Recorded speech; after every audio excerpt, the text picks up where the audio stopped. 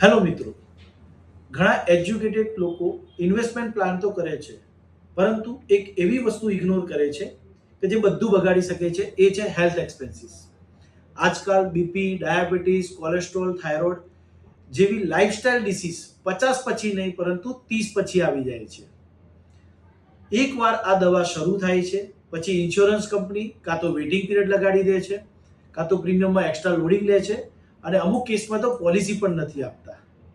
તમે આજે financially secure છો, પરંતુ એક હોસ્પિટલાઇઝેશન ₹3 લાખથી 10 લાખ રૂપિયા સુધી જઈ શકે એમ છે. અને એજ્યુકેટેડ લોકો સૌથી મોટી ભૂલ કરે છે, પછી લઈ લઈશું.